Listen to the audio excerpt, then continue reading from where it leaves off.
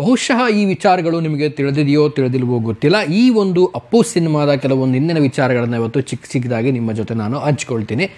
Hi ರೀ, ನಮಸ್ಕಾರ. ನೀವು ನೋಡ್ತಾ ಇದ್ದೀರಾ Vijay Mylar YouTube channel.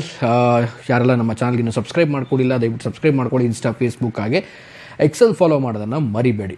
So Appu cinema 2002ರಲ್ಲಿ ಬರುತ್ತೆ. ಸೊ 2002ರಲ್ಲಿ ಅಪ್ಪು ಸಿನಿಮಾ ರಿಲೀಸ್ ಆಗುತ್ತೆ. ಫಸ್ಟ್ ಆಗಿ ಹೀರೋ ಆಗಿ ನಟನೆ ಮಾಡ್ತಾರೆ ಪುನೀತ್ ರಾಜ್ಕುಮಾರ್ ಸರ್. ಸೊ ಈ ಸಿನಿಮಾ ಮ್ಯೂಸಿಕಲಿ ಆಗಿರ್ಬೋದು, ಸ್ಟೋರಿ ಆಗಿರ್ಬೋದು, 100 ಡೇಸ್ ಕಂಪ್ಲೀಟ್ ಮಾಡುತ್ತೆ ಆಲ್ ಓವರ್ ಕರ್ನಾಟಕ. ಒಂದು ರೀತಿಲಿ ಈ ಸಿನಿಮಾ ಒಂದು ಹಿಸ್ಟ್ರಿಯನ್ನು ಕ್ರಿಯೇಟ್ ಮಾಡುತ್ತೆ. ಆ್ಯಂಡ್ ಈ ಸಿನಿಮಾಗೆ ಸಪ್ರೇಟಾಗಿ ಒಂದು ಫ್ಯಾನ್ ಬೇಸ್ ಕೂಡ ಉಟ್ಕೊಳ್ಳುತ್ತೆ. ಸೊ ಈ ಸಿನಿಮಾದ ಹಿಂದಿನ ಕಥೆಯನ್ನು ಹೇಳೋದಾಯಿತು ಅಂತಂದರೆ, so Appu sir, Puneeth Rajkumar sir ಏನಿದ್ದಾರೆ, ಸೊ ಅವ್ರ ಮನೆಯಲ್ಲಿ ಎಲ್ಲರೂ ಕೂಡ ಗೊತ್ತಿರೋ ಹಾಗೆ ಅಪ್ಪು ಅಂತ ಕರೀತಾ ಇರ್ತಾರೆ. ಸೊ ಅವರ ಒಂದು ಮನೆಯಲ್ಲಿ ಕರೀತಿರುವಂಥ ಹೆಸರನ್ನೇ ಇಟ್ಟುಕೊಂಡು ಅಪ್ಪು ಅನ್ನೋ ಒಂದು ಸಿನಿಮಾನ ನಿರ್ಮಾಣವನ್ನು ಮಾಡ್ತಾರೆ. ಸೊ ಈ ಸಿನಿಮಾ ಬರೋದಕ್ಕಿಂತ ಮುಂಚೆ ಸೊ ಪುನೀತ್ ರಾಜ್ಕುಮಾರ್ ಸರ್ ಅವರು ಲಾಸ್ಟ್ ಅಂದರೆ ಕೊನೆಯದಾಗಿ ಒಂದು ಚೈಲ್ಡ್ಹುಡ್ ನಟನೆಯಲ್ಲಿ ನಟಿಸಿದಂಥ ಕೊನೆಯ ಸಿನಿಮಾ ಪರಶುರಾಮ ಸಿನಿಮಾ 1989ರಲ್ಲಿ ರಿಲೀಸ್ ಆಗುತ್ತೆ ಈ ಸಿನಿಮಾ. ಸೊ ಅದೇ ಪುನೀತ್ ರಾಜ್ಕುಮಾರ್ ಸರ್ ಅವರ ಲಾಸ್ಟ್ ಸಿನಿಮಾ ಆಗಿರುತ್ತೆ. ಸೊ ಅಲ್ಲಿಂದ ಹಿಡಿದು 2002 ತನಕನೂ ಯಾವುದೇ ಒಂದು ಸಿನಿಮಾದಲ್ಲಿ ಅವರು ನಟನೆ ಮಾಡಿರಲ್ಲ.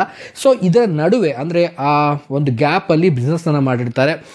ತುಂಬ ಒಂದು ಇಂಟರ್ವ್ಯೂಸ್ಗಳೆಲ್ಲ ನೋಡಿದ್ದೀವಿ. ಪುನೀತ್ ರಾಜ್ಕುಮಾರ್ ಸರ್ ಓಪನ್ ಆಗಿ ಹೇಳಿದ್ದಾರೆ, ಬಿಸ್ನೆಸ್ಸನ್ನು ಮಾಡ್ತೀನಿ, ತುಂಬ ಲಾಸ್ ಕೂಡ ಮಾಡ್ತೀನಿ ಅಂತೆಲ್ಲ ಒಂದು ಅವರ ಒಂದು ಬಿಸ್ನೆಸ್ ಒಂದು ರಿಲೇಟೆಡ್ ಆಗಿರುವಂಥದ್ದು ಶೇರನ್ನು ಮಾಡ್ಕೊಳ್ತಾರೆ. ಸೊ ಅದಾಗದಿದ್ದಾಗೇ ಒಂದು ಒಳ್ಳೆಯ ಕಥೆಯನ್ನು ಆಯ್ಕೆ ಮಾಡಬೇಕು, ಪುನೀತ್ ರಾಜ್ಕುಮಾರ್ ಅವರಿಗೆ ಒಂದು ಸಿನಿಮಾನ ಮಾಡಬೇಕು ಅನ್ನೋ ಒಂದು ನಿರ್ಧಾರವನ್ನು ಮಾಡ್ತಾರೆ. ಸೊ ಪಾರ್ವತಮ್ಮ ರಾಜ್ಕುಮಾರ್ ಅವರು ಒಂದು ಒಳ್ಳೆ ಸ್ಟೋರಿಗಾಗಿ ಕಾಯ್ತಾ ಇರ್ತಾರೆ. ಆ್ಯಂಡ್ ಒಳ್ಳೆ ಒಂದು ಸಬ್ಜೆಕ್ಟ್ ಬೇಕು ಅನ್ನುವಂಥದ್ದು. ಸೊ ಪೂರ್ಣಿಮಾ ಎಂಟರ್ಪ್ರೈಸಸ್ ಮೂಲಕವಾಗಿ ಈ ಒಂದು ಸಿನಿಮಾನ ನಿರ್ಮಾಣ ಮಾಡಲಿಕ್ಕೆ ಬರ್ತಾರೆ.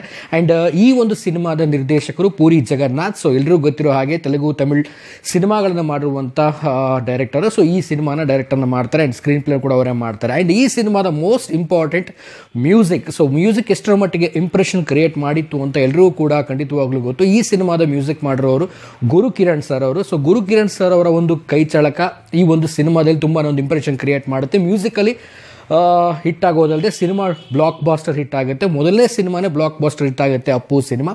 ಸೊ ಓವರಾಲ್ ಆಗಿ ಈ ಒಂದು ಸಿನಿಮಾ ತೆರೆಗೆ ಬರುತ್ತೆ. ಆ್ಯಂಡ್ ಅಪ್ಪು ಸಿನಿಮಾದಿಂದ ಪುನೀತ್ ರಾಜ್ಕುಮಾರ್ ಸರ್ ಅವರ ಒಂದು ಕೆರಿಯರ್ ಏನಿದೆ ಬಿಲ್ಡ್ ಆಗ್ತಾ ಹೋಗುತ್ತೆ. ಅಲ್ಲಿಂದ ಅವರು ಕಂಟಿನ್ಯೂ ಸಿನಿಮಾನ ಮಾಡ್ತಾ ಹೋಗ್ತಾರೆ. ಸೊ ಈ ಸಿನಿಮಾ ಮಾಡೋದಕ್ಕಿಂತ ಮುಂಚೆ ಒಂದು ಫ್ರೆಶ್ ಫೇಸ್ ಬೇಕು ಹೀರೋಯಿನ್ ಆಗಿ ಅಂತ ಹುಡುಕ್ತಿರುವಾಗಲೇ ಸಿಕ್ಕಂಥವ್ರು ಎಲ್ರಿಗೂ ಗೊತ್ತಿರೋ ಹಾಗೆಯೇ ನಮ್ಮ ಎಲ್ಲ ಸ್ಯಾಂಡಲ್ವುಡ್ಡಲ್ಲಿ ನೋಡ್ತಾ ಇರೋ ಹಾಗೆಯೇ ನಾವು ರಕ್ಷಿತಾ ಮೇಡಮ್ ಅವ್ರನ್ನ ನಾವು ನೋಡಲಿಕ್ಕೆ ಈ ಒಂದು ಸಿನಿಮಾದಲ್ಲಿ ಖುಷಿ ಆಗುತ್ತೆ. ಯಾಕೆಂದರೆ ಫಸ್ಟ್ ಸಿನಿಮಾದಲ್ಲೇ ಒಂದು ರೀತಿಯಲ್ಲಿ ಅಪ್ಪು ಸರ್ ಆಗಿರ್ಬೋದು ಮತ್ತು ರಕ್ಷಿತಾ ಮೇಡಮ್ ಆಗಿರ್ಬೋದು ಖಂಡಿತವಾಗ್ಲೂ ಫಸ್ಟ್ ಸಿನಿಮಾ ಅನಿಸೋದಿಲ್ಲ. ಒಂದು ಸ್ಯಾಂಡಲ್ವುಡ್ಡಲ್ಲಿ ಇಬ್ಬರು ತುಂಬ ಸಿನಿಮಾಗಳು ಮಾಡಿದಾರೇನಪ್ಪ, ತುಂಬ ಸಿನಿಮಾಗಳು ನಟನೆ ಮಾಡಿದಾರೇನಪ್ಪ ಅನ್ನೋದು ಫೀಲ್ ಬರುತ್ತೆ. ಯಾಕೆಂದರೆ ಒಂದು ಡೆಬ್ಯೂಟ್ ಮೂವಿ ಮಾಡ್ತಾ ಇದ್ದಾರೆ ಅಂದರೆ ಅಪ್ಪು ಸರ್ ಅವರು ಮೊದಲಿಂದ ಗೊತ್ತಿರೋ ಹಾಗೆ ಚೈಲ್ಡ್ಹುಡ್ ಆರ್ಟಿಸ್ಟ್ ಅವರು, ಅವ್ರಿಗೆ ಹೇಳ್ಕೊಡ್ಬೇಕಾಗೇ ಇಲ್ಲ ಯಾರು ಆ್ಯಕ್ಟಿಂಗ್ ಅನ್ನೋದು. ಸೊ ಬರ್ತಲೇ ಬಂದುಬಿಟ್ಟಿತ್ತು. ಸೊ ಹುಟ್ಟುತ್ತಾನೆ ಒಂದು ಆ್ಯಕ್ಟಿಂಗನ್ನು ಮಾಡ್ತಾ ಬಂದಿದ್ರು. ಬಟ್ ರಕ್ಷಿತಾ ಮೇಡಮ್ ಆಗಿರ್ಬೋದು ಮತ್ತು ಪುನೀತ್ ಸರ್ ಆಗಿರ್ಬೋದು, ಸೊ ಇಬ್ಬರು ಒಂದು ಕಾಂಬಿನೇಷನ್ ಹೇಗಿತ್ತು ಅಂದರೆ ತುಂಬ ದಿನಗಳಿಂದ ಇವರಿಬ್ಬರದು ಸಿನಿಮಾಗಳು ನೋಡ್ತಾ ಇದ್ದೀವಿ ಅನ್ನೋ ಒಂದೊಂದು ಫೀಲ್ ಕೊಟ್ಟಂಥ ಒಂದು ಸಿನಿಮಾ ಅಂತಲೇ ಹೇಳ್ಬೋದು ಅಪ್ಪು ಸಿನಿಮಾ. ಸೊ ಈಗ ಅದೇ ಅಪ್ಪು ಸಿನಿಮಾ ರಿಲೀಸ್ ಆಗ್ತಾ ಇದೆ. ಸೊ ಇದೇ ಒಂದು ಮಾರ್ಚ್ 14ನೇ ತಾರೀಕು ರಿಲೀಸ್ ಆಗ್ತದೆ.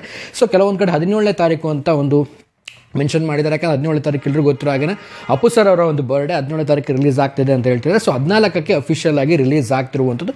ಡೇಟ್ ಯಾವುದೇ ರೀತಿಯಾದಂಥ ಕನ್ಫ್ಯೂಷನ್ ಮಾಡ್ಕೋಬೇಡಿ. ಆ್ಯಂಡ್ ಅದ್ರ ಜೊತೆಗೇ ಅವತ್ತು ಹೋಳಿ ಇರೋದ್ರಿಂದ so Holi celebrate with Appu cinema ಅಂತಲೇ ಹೇಳ್ಬೋದು. ಸೊ ನಾನಂತರೂ ಖಂಡಿತವಾಗ್ಲೂ ಕಾಯ್ತಾ ಇದ್ದೀನಿ, ಎಕ್ಸೈಟ್ಮೆಂಟಾಗಿ ಕಾಯ್ತಾ ಇದ್ದೀನಿ. ಯಾಕಂದರೆ ನಾನು ಅಪ್ಪು ಸಿನಿಮಾನ ಥಿಯೇಟ್ರಲ್ಲಿ ನೋಡಿಲ್ಲ, ಬಟ್ ಈಗ ಥಿಯೇಟ್ರಲ್ಲಿ ನೋಡೋಂಥ ಅವಕಾಶ ಮತ್ತೆ ಬಂದಿದೆ. ಸೊ ನಿಮಗೂ ಕೂಡ ಈ ಅವಕಾಶ ಸಿಗ್ತಾ ಇದೆ.